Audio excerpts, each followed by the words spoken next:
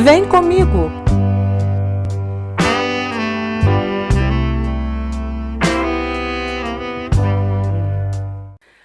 En donnant continuité à notre communication cellulaire, je vous invite à regarder la première partie Panorama Communication cellulaire. Sinon, ce n'est pas possible. OK?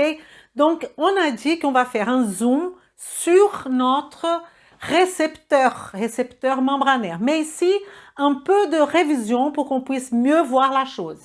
Donc, ici, on a notre membrane plasmique, OK? On a ici récepteur nucléaire et récepteur membranaire. Ça veut dire quoi? Récepteur nucléaire, ce sont tous les ligands qui vont venir ici dans ce récepteur. Et ces ligands sont des ligands qui ont une affinité par la... Ce n'est pas tous les ligands qui ont une affinité par la membrane plasmique. D'ailleurs, je vais mettre ici membrane plasmique pour que ça soit plus clair. Membrane plasmique, ok? Donc, le récepteur nucléaire sont ceux qui vont recevoir des ligands qui ont les mêmes caractéristiques de la membrane plasmique, comme on avait dit tout à l'heure. Exemple, testostérone, par exemple, tous les dérivés du cholestérol. Bon, ce récepteur nucléaire, qu'est-ce qu'il va faire? La transmission du signal va se faire directement dans la cellule au travers d'un facteur de transcription qui va alors toucher notre noyau de notre cellule. Ici, c'est la cellule. Voie de signalisation intracellulaire, ok? Là, c'est la membrane. Imaginez ici une membrane où on a la cellule, ok? De l'autre côté, on va voir ça dans une seconde. De l'autre côté, on a ce on va vraiment donner un zoom et plus discuter. Ce sont le récepteur membranaire. Les récepteurs membranaires que je représente par RM. Donc, il y aura le récepteur qui est là. Lui, pourquoi on a besoin de ce récepteur? Parce que mon ligand n'est pas du tout... il n'y a pas une affinité par la membrane plasmatique. C'est probablement une molécule hydrophile, une molécule grande, une molécule polaire. Donc, il va venir, ok, à partir du récepteur, il y aura beaucoup de signalisation ici jusqu'à notre noyau. Quand on arrive au noyau, soit nucléaire, soit membranaire, on aura une modification de taux d'expression de certains gènes. Parce qu'il y a quelques gènes qui seront inhibés et il y a des gènes qui seront exprimés. Enfin, il y a quelque chose qui va se passer pour qu'on aille alors des effets cellulaires biologiques, comme je vous ai dit tout à l'heure. Donc, nos récepteurs nucléaires sont plus simples, plus directs, comme vous pouvez constater, et nos récepteurs membranaires sont beaucoup plus complexes parce que ça va passer par une cascade de signalisation qu'on va voir.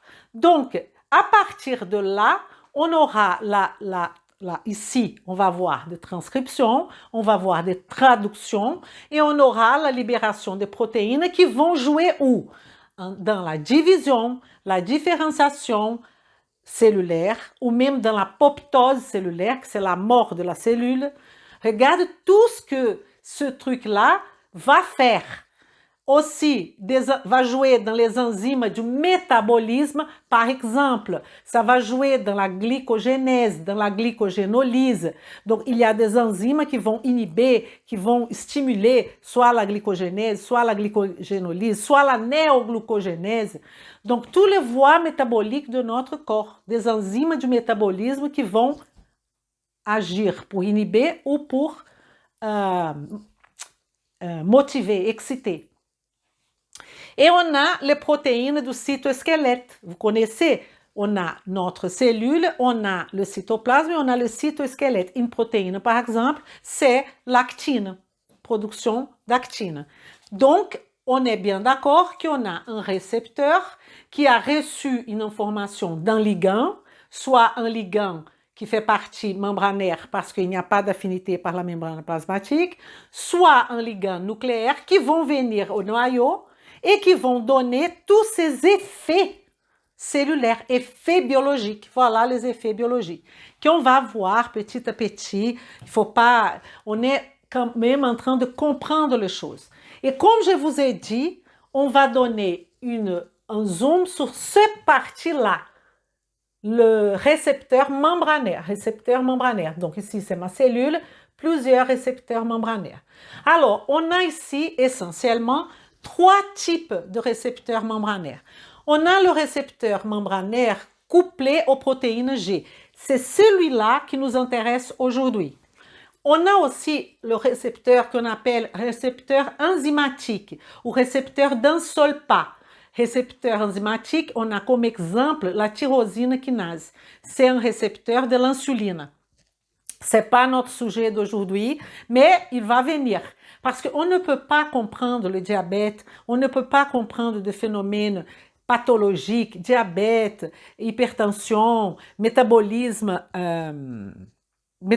général, je voudrais dire syndrome métabolique ou quoi que ce soit, si vous ne comprenez pas cette base.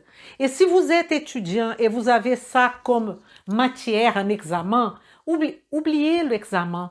Pensez à l'utilisation de ça. Je vous ai dit l'utilisation, par exemple, de médicaments. Donc, la beauté de la chose, c'est pas de mémoriser, c'est de comprendre. Et c'est ça qu'on est en train de faire, j'espère.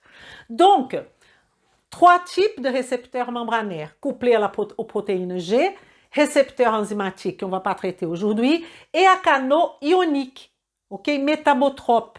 C'est un autre type qui va permettre aussi, on a par exemple voltage dépendant, qui sont dépendants de voltage, moins 70, de la polarité membranaire. Mais ce n'est pas notre sujet aujourd'hui.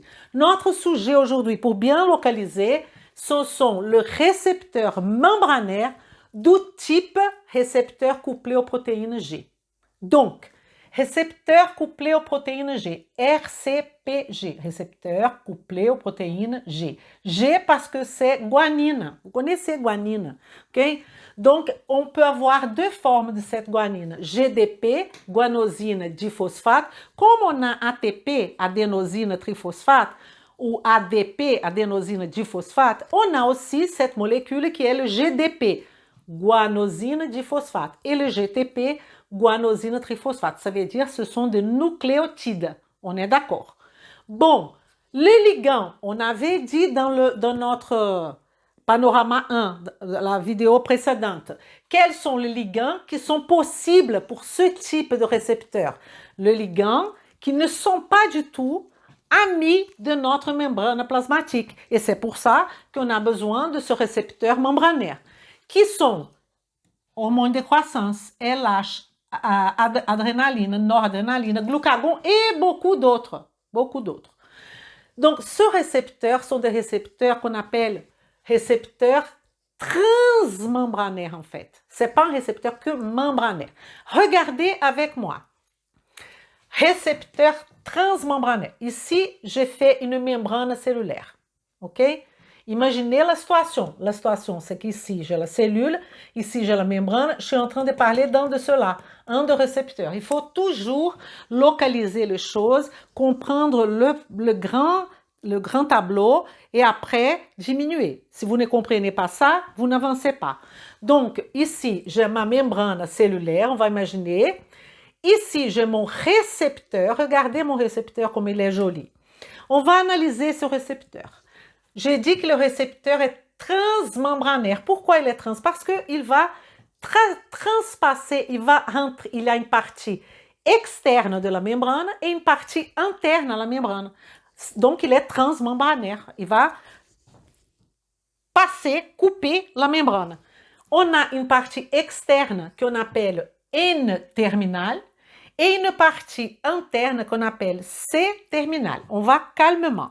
Ce récepteur couplé aux protéines G qui est transmembranaire, il a plusieurs noms. Soit récepteur couplé aux protéines G, soit récepteur 7 hélices. Pourquoi 7 hélices? Parce que quand on va remarquer ici, on va voir des boucles, qu'on a 3 boucles hors membrane et 3 boucles dans la membrane. Remarquez, hors membrane, un boucle, deux boucles, trois boucles. Dans le cytoplasme de la cellule, un boucle, deuxième boucle, troisième boucle. Et si on compte, on va voir 1, 2, 3, 4, 5, 6, 7. Donc on a 7. C'est pour ça qu'on appelle 7 hélices ou 7 pas. Avec 3 boucles en dehors, 3 boucles en dedans. OK? Et donc, cette 7 hélices ou 7 pas, on a le nom aussi de hepta. Hepta, ça veut dire 7. Hélicoïdo, parce qu'il y a 7 hélices. OK? On a aussi ce nom vulgaire qui s'appelle récepteur serpentine, parce qu'il fait comme une serpentine. OK? Pour vous donner une idée de quoi on est en train de discuter, il y a 100 noms, 10 noms, 1000 types de récepteurs couplés aux protéines G. 1000 types de récepteurs. C'est le récepteur membranaire le plus connu. Ce sont ce type de récepteurs. Récepteurs couplés aux protéines G.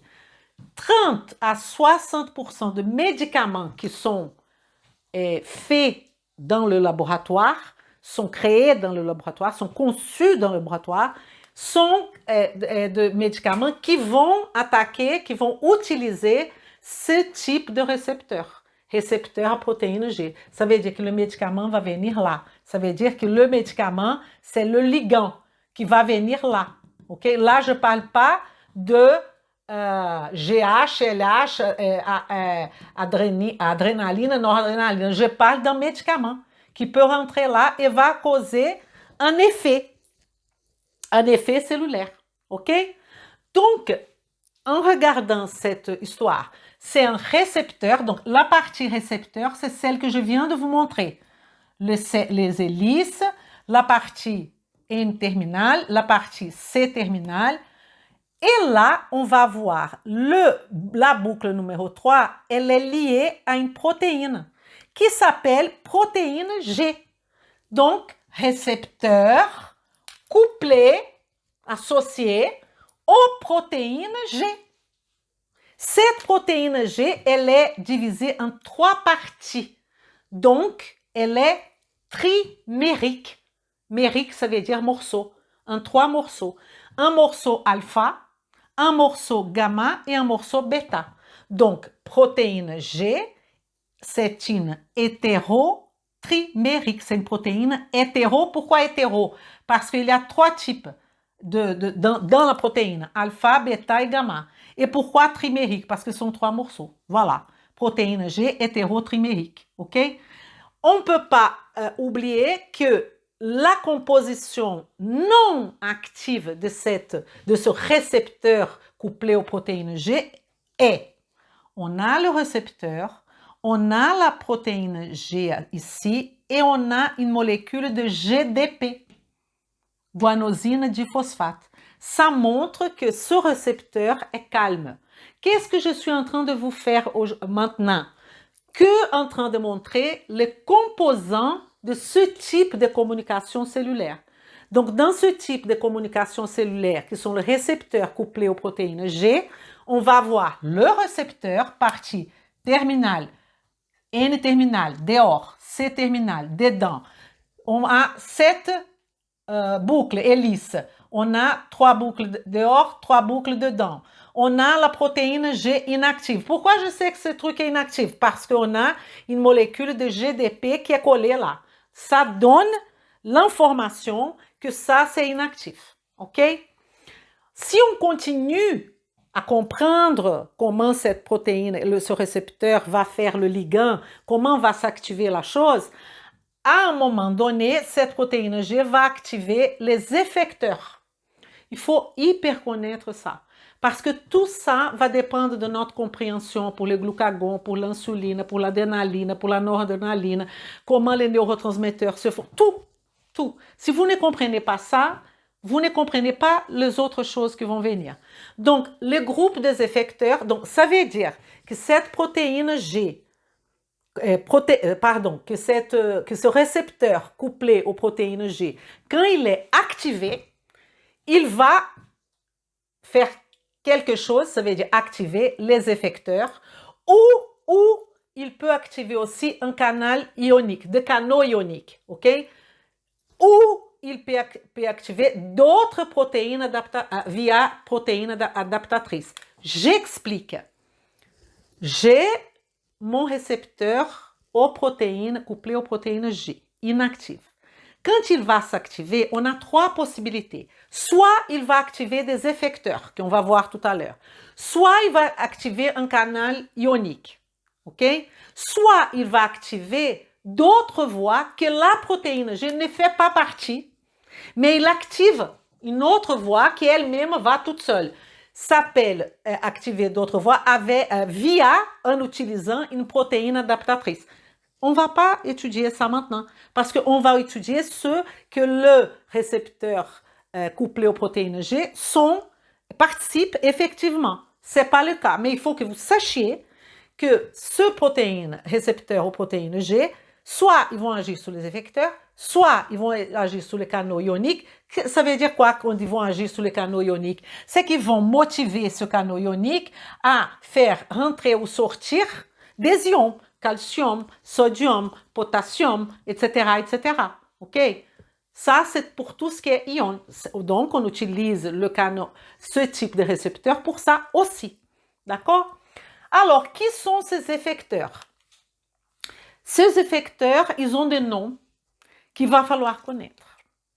Tout ça, ok, quand on parle ce sont des protéines, rien d'autre que protéines, avec des noms. Cette protéine-là, elle s'appelle, quelles sont les possibilités des effecteurs? Ces effecteurs, ça va dépendre de qui est la protéine G. Je vais vous montrer. Ça va dépendre du type de protéine G. Je vous ai dit qu'il y a 5 types. On ne va pas étudier 5 types. On va étudier le type plus connu. Ce type plus connu, ils vont avoir des effecteurs fixes. Donc, qui est l'effecteur? Qui sont les effecteurs? Adénylcyclase, c'est un effecteur qu'on représente par adényl A cyclase. Après, on a phospholipase C bêta. Tout ça sont des effecteurs. On a phospholipase A2 et on a GMP cyclique phosphodiesterase.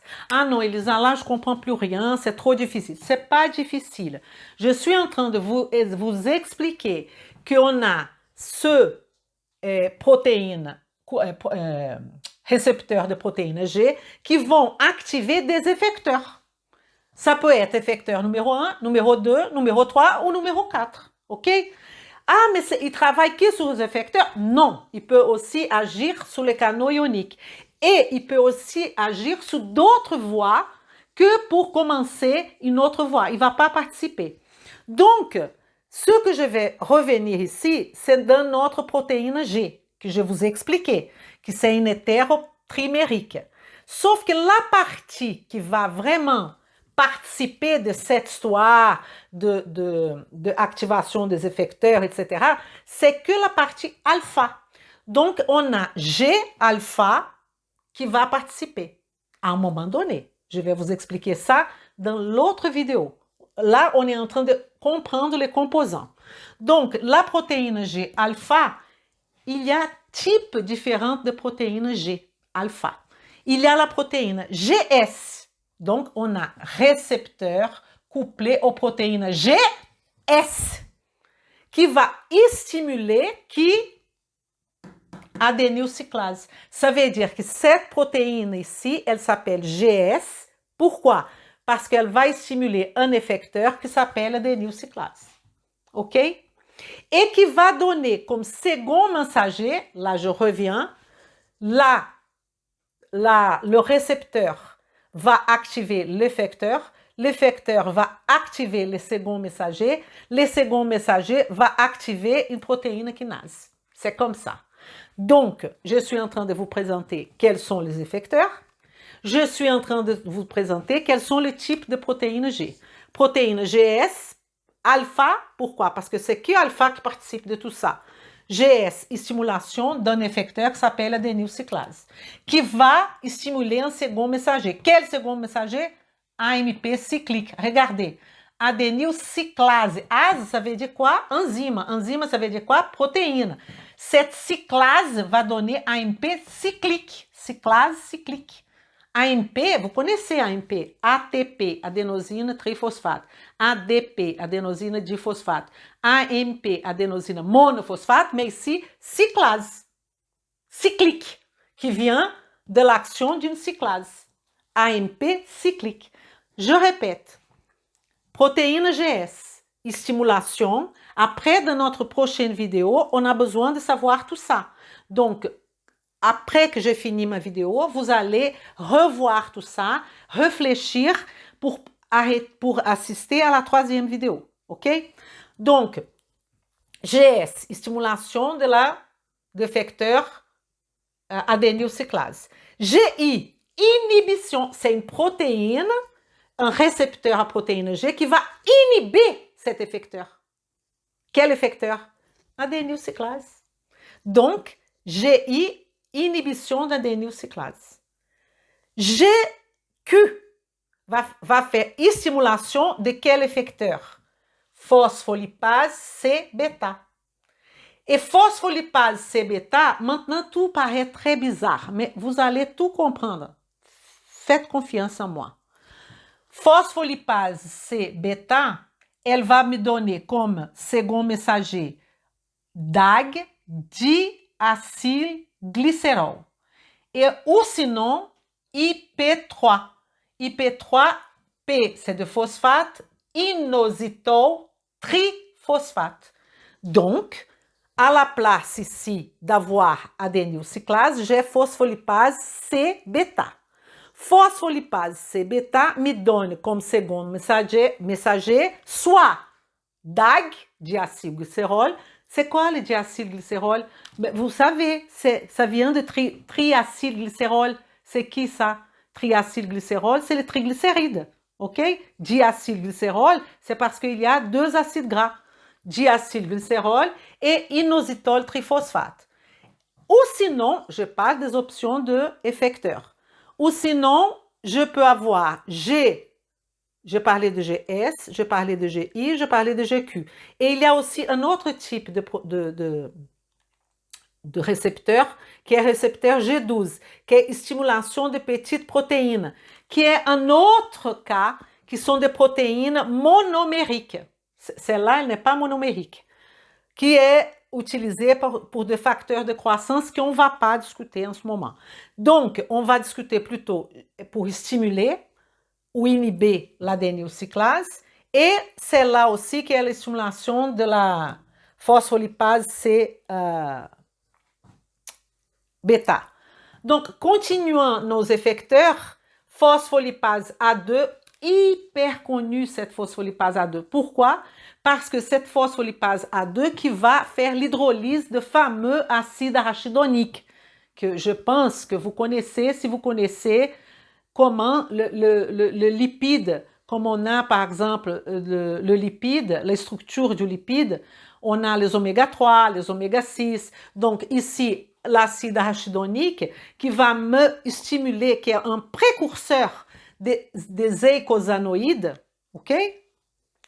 Qui sont prostaglandine, prostacycline, thromboxane et leucotriene. Si vous ne connaissez pas ça, c'est pas grave. C'est pas grave, vous allez connaître après. Mais ce qu'il faut savoir, c'est que ça part d'ici. La phospholipase A2, qui c'est un effecteur membranaire, qui va activer cet acide arachidonique, qui va donner prostaglandine, leucotriene, thromboxane, etc. OK? Ça, c'est important. Et aussi la GMP cyclique phosphodiesterase. PDE, phosphodiesterase, qui va transformer ma GMP cyclique en GMP. Je sais que c'est trop d'informations, mais le plus important, qu'est-ce qu'il faut savoir? Bah, il faut tout savoir, mais qu'est-ce qu'il faut vraiment savoir? C'est que ici, c'est la photo d'une protéine, d'un récepteur aux protéines G quelconque. C'est pas aux protéines G do type S, ni I, ni Q, protéine G. Je sais que l'activation de cette histoire, je sais qu'il est inactivé parce qu'il a GDP ici. Je sais qu'on est lié à une protéine, G, ok? Je sais qu'il a cette format-là de serpentine. Je sais que ce récepteur est transmembranaire. Je sais qu'il va activer des effecteurs ou un canal ionique ou d'autres voies. Je sais que quand sont des effecteurs, sont tout cela. Et que selon l'effecteur, on aura un second messager. Donc, l'effecteur dépend du type de... Pardon, le second messager va dépendre du type d'effecteur. Si c'est adénylcyclase, on aura AMP cyclique. Si c'est phospholipase C bêta, on aura soit diacylglycérol, soit inositol triphosphate. OK? Donc, et là, ce second messager vont stimuler une protéine kinase. OK? Non, pas OK. Parce que qu'est-ce que c'est une protéine kinase? Ça, c'est essentiel. Une kinase, toutes les kinases, ase, ça veut dire enzyme. Ça veut dire que cette enzyme, elle va phosphoryler une molécule. Phosphoryler, ça veut dire donner un phosphate. On est d'accord? Donc, vous allez arrêter tout ce que vous faites là, vous allez me regarder dans les yeux pour que vous compreniez ça pour le reste de votre vie. Il y a deux molécules qui vont jouer, soit la protéine kinase, soit une protéine phosphatase. Elles sont en train de jouer, si une fait A, l'autre fait B. Si une fait B, l'autre fait A. Ah, j'ai rien compris. Je vous explique. Je suis une molécule, ok? Et normalement, je suis, vous allez bien comprendre, je suis comme ça. Ça veut dire que je suis off. Je suis off jusqu'au moment qu'un second messager, ok, qui a phosphorylé une protéine kinase vient chez moi. Donc, il a la protéine kinase et ici, c'est ELISA. OK? C'est cette protéine kinase qui va agir sur moi, une molécule. Donc, pour l'instant, je suis off. Second messager, stimulation de protéine kinase arrive. Qu'est-ce qu'elle va faire? Je vais commencer à travailler. Elle va faire com que je commence à travailler. Pourquoi? Parce qu'elle m'a phosphorylé. Elle a mis un phosphore sur moi. OK? Donc, cette kinase a changé la dynamique de la cellule qui s'appelle ELISA. ELISA était un off. Quand elle a été phosphorylée, elle a commencé à travailler. Mais on peut avoir une autre situation. On peut avoir une situation que la molécule ELISA est en train de travailler. Je travaille. Mais à un moment donné, il y a un second messager qui va activer une protéine kinase qui va venir me phosphoryler. J'arrête de travailler. Donc, attention, la phosphorylation faite pour la protéine kinase, elle peut activer une autre molécule ou désactiver une autre molécule. Si on a une kinase qui va activer cette molécule, ça veut dire qu'une phosphatase va désactiver. S'il y a une kinase qui va désactiver une molécule, il y a une phosphatase qui va activer. Mais le plus important, c'est que dans notre histoire, il n'y a pas de phosphatase. Il y a une kinase qui va arriver. Mais elle va arriver dans tout ce type de choses. Donc, je peux avoir des enzymes ici qui ne sont pas en train de travailler. Mais comme la protéine kinase va venir activer une enzyme du métabolisme, je vais commencer à faire, par exemple, de la néoglucogénèse. Et je vais faire de la néoglucogénèse, je vais probablement arrêter une autre voie métabolique. Je ne veux pas vous compliquer trop. Mais est-ce que vous avez compris? Le plus important, c'est que une protéine kinase, donc il faut bien comprendre que phosphatase, cette phosphatase, c'est que pour expliquer. ok? Elle n'est pas là. Donc, ce qui est là, c'est la protéine kinase, qu'elle va phosphoryler. Ça veut dire qu'elle va activer? Non. Elle va soit activer, soit elle va désactiver. C'est ça le plus important, ok? Alors, si vous avez bien compris notre partie 2, je vais faire un petit résumé, ok? Petit résumé pour bien comprendre. On a récepteur nucléaire, récepteur membranaire, récepteur nucléaire plus simple, plus direct. On a facteur de transcription, noyau, on aura des effets cellulaires. OK. Récepteurs membranaires plus complexes. Ce sont des récepteurs qui sont obligés d'être au niveau de la membrane plasmatique parce qu'il y a des molécules qui ne peuvent pas outrepasser ou être absorbées dans la membrane plasmatique parce qu'elles n'ont pas les mêmes caractéristiques. Donc, on va voir ce récepteur membranaire. Ce récepteur membranaire, ils sont divisés en récepteur couplé aux protéines G, récepteur enzymatique, il y a un seul, ici il y a 7 boucles, ok? Ici il y a un seul, exemple, c'est la tyrosine kinase. On ne va pas parler d'elle aujourd'hui. Et acano ionique, voltage dépendante, etc. On ne va pas parler de 2 et 3. On est en train de développer un. Récepteur couplé à protéine G. On a 1000 types de récepteurs. C'est le récepteur le plus connu. C'est le récepteur où 30 à 60% de médicaments ont ce type de récepteur.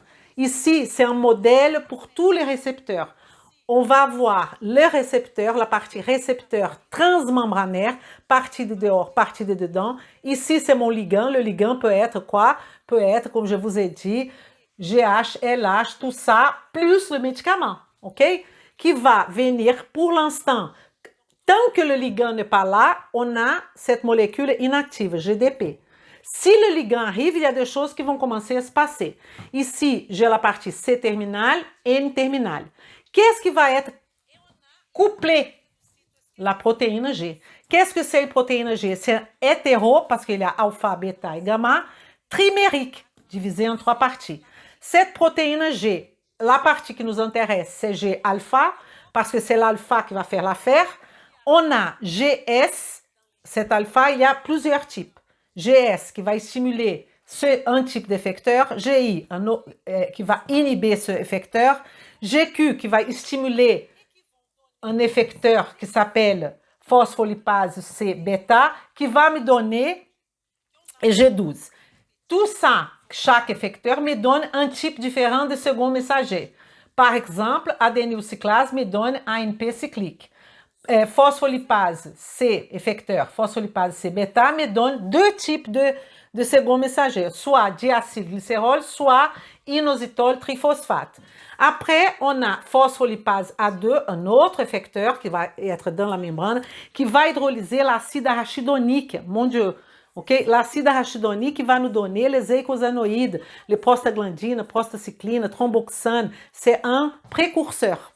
Et aussi GMPC phosphodiesterase.